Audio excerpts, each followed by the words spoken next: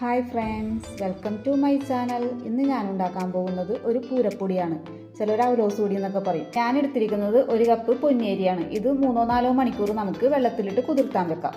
ഞാൻ ഇന്നലെ രാത്രി കുതിർത്താൻ വെച്ച അരി ഇന്ന് വെള്ളത്തിൽ നിന്ന് 2-3 പ്രാവശ്യം കഴുകി ഊറ്റാൻ വെച്ചിട്ടുണ്ട് കേട്ടോ, വെള്ളം പോകാനായിട്ട്. ഒരു അരിപ്പ പോലത്തെ ഒരു പാത്രത്തിലേക്ക് ഊറ്റാൻ വെച്ചിട്ടുണ്ട്. ഇത് നല്ലോണം വെള്ളം പോയിട്ട് നമുക്ക് പൊടിച്ചെടുക്കാം. അരിയുടെ വെള്ളം എല്ലാം വാർന്ന് കിട്ടിയിട്ടുണ്ട് കേട്ടോ. നമുക്കിനി ഇത് മിക്സിയിലിട്ട് നല്ലോണം തരയിരിപ്പായിട്ട് ഒരു പുട്ടിൻ്റെ ആ പരുവത്തിൽ നമുക്ക് പൊടിച്ചെടുക്കാം. ശരിക്കും ഫൈനായിട്ട് പൊടിക്കരുത് കേട്ടോ, പൊടിച്ചെടുക്കാം കേട്ടോ. നമുക്ക് കുറച്ച് ചിട്ട് പൊടിക്കണം കേട്ടോ.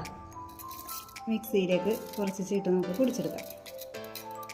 അരി പൊടിച്ചെടുത്തിട്ടുണ്ട് കേട്ടോ. അതേ ഇങ്ങനെ തരയിരിപ്പായിട്ട് പുട്ടിൻ്റെ അധികം ഫൈനാവാൻ കേട്ടോ. പുട്ടുണ്ടാക്കൂലേ ആ പരുവത്തിന് പൊടിച്ചെടുക്കും കേട്ടോ. ഇതുപോലെ ബാക്കിയുള്ള അരിയും കൂടി പൊടിച്ചെടുക്കും. ബാക്കിയുള്ള എല്ലാ അരിയും അതേപോലെ പൊടിച്ചെടുത്തിട്ടുണ്ട് കേട്ടോ, തരിതരിപ്പായിട്ട്. ഇതിനകത്തേക്ക് ഞാൻ തേങ്ങ ചിരണ്ടി വെച്ചിട്ടുണ്ട് കേട്ടോ. 1 കപ്പിന് 1.5 കപ്പ് തേങ്ങ, അതായത് 2 തേങ്ങ ഉണ്ട് കേട്ടോ. തേങ്ങ ചിരണ്ടിയത് നമുക്ക് ഇതിനകത്ത് ഇട്ടു. തേങ്ങ എത്ര കൂടുതൽ അത്ര നല്ലതാണ് കേട്ടോ. ഇതിനകത്തേക്ക് ഒരു ചെറിയ ടീസ്പൂൺ നല്ല ജീരകം, ആവശ്യത്തിന് ഉപ്പ് പിന്നീട് വേണമെങ്കിൽ നമുക്ക് ഇട്ട് കൊടുക്കാം കേട്ടോ. നോക്കിയിട്ട് നല്ലവണ്ണം ഈ തേങ്ങയും ഈ പൊടിയും കൂടി മിക്സ് ചെയ്യണം. ആ തേങ്ങയുടെ ഈർപ്പം പൊടിയിലേക്ക്, കാരണം പൊടി ഉണങ്ങിയിരിക്കുകയാണ്, തേങ്ങയുടെ ഈർപ്പം പൊടിയിലേക്ക് വരണം. കാരണം ഇത് രണ്ടും കൂടി മിക്സാണ് ഇതിൻ്റെ ടേസ്റ്റ്. മിക്സ് ചെയ്യണ പോലെ ഇരിക്കും. നമ്മൾ നല്ലോണം നമുക്കൊന്ന് മിക്സ് ചെയ്യാം. 2 കൈയും കൊണ്ട് ഇങ്ങനെ തിരുമാട്ടോ നല്ലോണം നമുക്ക് തിരുമ്മിയെടുക്കാം. കൈ നല്ലോണം കഴുകി വൃത്തിയാക്കിയിട്ടോ കേട്ടോ.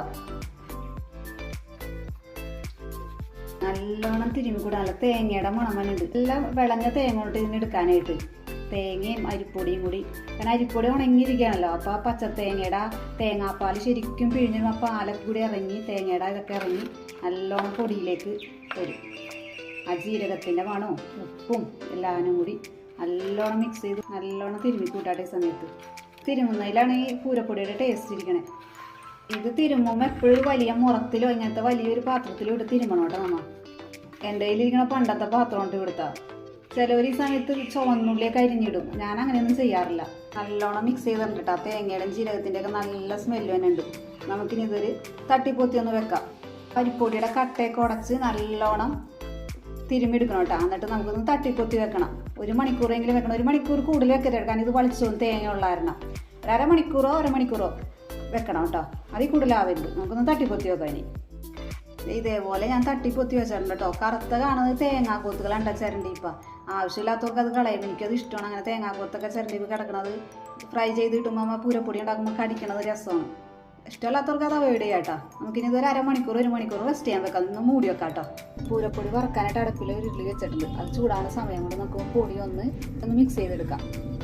നല്ല കട്ടിയുള്ള കട്ടിയുള്ള ഒരു ഉരുളി വേണോട്ട് എടുക്കാനായിട്ട്. പൊടി നോക്കിയേ 1/2 മണിക്കൂർ 3/4 മണിക്കൂറായിട്ടുണ്ട് കേട്ടോ. ആ സമയത്ത് നമുക്കതേ ആ തേങ്ങയിലേക്ക് ആ ഈർപ്പൊക്കെ ശരിക്കും ആ പൊടിയിലേക്ക് പിടിച്ചിട്ടുണ്ട്. നല്ലൊന്ന് ഈ കട്ടയൊക്കെ ഒന്ന് ഉടച്ചു കൊടുക്കാം കേട്ടോ. നമുക്ക് എള്ളിടുന്നവരുണ്ട് കേട്ടോ. ഞാൻ എള്ളിടുന്നില്ല, ഇവിടെ എനിക്ക് ഇഷ്ടമല്ല എള്ളിടുന്നത്.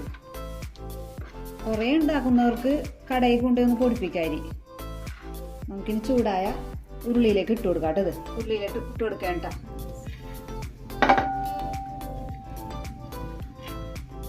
ഞാൻ വിറകടുപ്പിലാണ് ചെയ്യുന്നത്. ഈ ഉരുളി ചൂടായി കിട്ടാൻ ഗ്യാസ് നല്ലോണം വേണം. അടുപ്പ് കത്തിക്കാറൊന്നും ഇരുന്നൊന്ന് കത്തിച്ചതാ. കൈ എടുക്കാതെ ഇളക്കണം കേട്ടോ. ഇളക്കലാണെങ്കിൽ ഒരു പ്രത്യേകത. കൈ എടുക്കാതെ ഇളക്കിക്കൊണ്ടിരിക്കണം. അത് ചെറുതീയിലാണ് വറുത്തെടുക്കാനായിട്ട്. അല്ലെങ്കിൽ പെട്ടെന്ന് കരിഞ്ഞു പോകും. കളർ വേണ്ട, കളർ മാറി വരുന്നുണ്ട് കേട്ടോ പതികെ. നല്ല തേങ്ങയുടെ ഒക്കെ നല്ല സ്മെല്ലും തേങ്ങയുടെയും ജീരകത്തിൻ്റെ ഒക്കെ നല്ല സ്മെല്ലും കളർ മാറി വരുന്നുണ്ട് കേട്ടോ. ക്യാമറയിൽ അറിയാൻ പറ്റുമെന്ന് എനിക്കറിയില്ല, പക്ഷെ നല്ല കളറായി വരുന്നുണ്ട് കേട്ടോ. കൈ വിടാതെ ഇളക്കിക്കൊണ്ടിരിക്കുക. ചൂടായി കഴിഞ്ഞപ്പോൾ നല്ലോണം പൊടിഞ്ഞ് വരുന്നുണ്ട് കേട്ടോ. ആ പൊടി ശരിക്കും കളർ മാറി ബ്രൗൺ കളറൊക്കെ ആയി വരുന്നുണ്ട് കേട്ടോ. നല്ലോണം വറക്കാം പൊടി.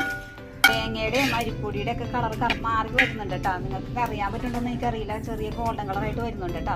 നല്ല മൂത്ത മണം വന്നിട്ടുണ്ട്. ഈ പൂരപ്പൊടിയും ഇങ്ങനത്തെ സാധനങ്ങളൊക്കെ നമുക്ക് വിറകടുപ്പിൽ നമ്മൾ ടേസ്റ്റ് കൂടും, പ്രത്യേകിച്ച് ഉരുളിയിലൊക്കെ ഉണ്ടാക്കുമ്പോൾ. അപ്പോൾ എല്ലാവരും ഇങ്ങനെയൊക്കെ ഉണ്ടാക്കാൻ നോക്കണേ. നല്ലോണം നമുക്കിത് വറുത്തെടുക്കാം കേട്ടോ. അടുപ്പിലൊക്കെ ഉണ്ടാക്കുന്നവർ കുറവായിരിക്കുള്ളൂ. ഞാനിപ്പോൾ ഇത് കാരണം ഇളക്കി ഉണ്ടാക്കിയതാണ് കേട്ടോ. ടേസ്റ്റ് ഉണ്ടാവില്ല. നല്ല 10-20 മിനിറ്റായിട്ട് ഇപ്പോൾ ഇളക്കി തുടങ്ങണം. ഏകദേശം ഒന്ന് മൂത്ത് വരുന്നുണ്ട് കേട്ടോ. നമുക്ക് ഈ സമയത്ത് പൊടിച്ചു വെച്ചേക്കണ ഏലക്ക ഇടാം കേട്ടോ. ഒരു 5-6 ഏലക്ക പൊടിച്ചു വെച്ചിട്ടുണ്ട്.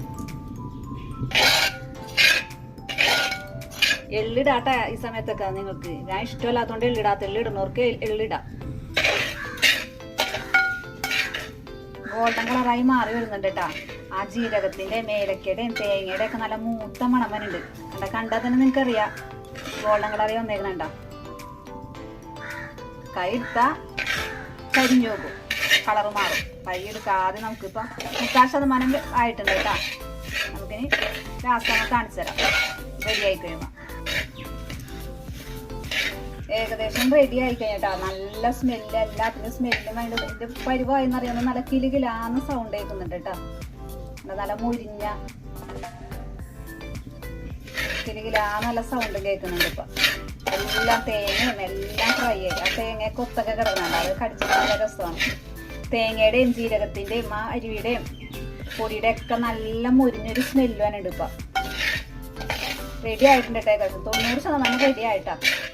റെഡി ആയി കഴിഞ്ഞാൽ അതിൻ്റെ നേരം അടപ്പിൽ വെക്കരുത്. പ്രത്യേകിച്ച് ഈ പാത്രത്തിലേക്ക്, ഉരുളിയിൽ ഒരു പാത്രത്തിലേക്ക് വേണം, അല്ലെങ്കിൽ കരിഞ്ഞു പോകും വേഗം.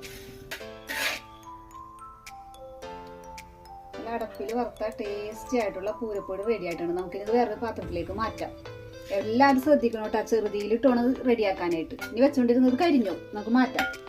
പൂരപ്പൊടിയൊക്കെ അടപ്പിൽ നിന്ന് ഇറക്കി വെച്ചിട്ടുണ്ട് കേട്ടോ, അല്ലെങ്കിൽ ഇനി കരിഞ്ഞു പോകും. നമുക്കിനി വേറെ പാത്രത്തിലേക്ക് മാറ്റാം. ഇതിന് ചില കട്ടകളുണ്ട്. കട്ടകൾ ചിലവർ പൊടിച്ചെടുക്കും മിക്സിയിലിട്ട്. ഞാൻ പൊടിക്കല്ല, എനിക്കത് ഇഷ്ടമാണ് അങ്ങനെ ഉപയോഗിക്കുന്നത്. അപ്പോൾ ടേസ്റ്റി ആയിട്ടുള്ള പൂരപ്പൊടി റെഡി ആയിട്ടുണ്ട്. എല്ലാവരും ട്രൈ ചെയ്ത് നോക്കണം. Okay, by.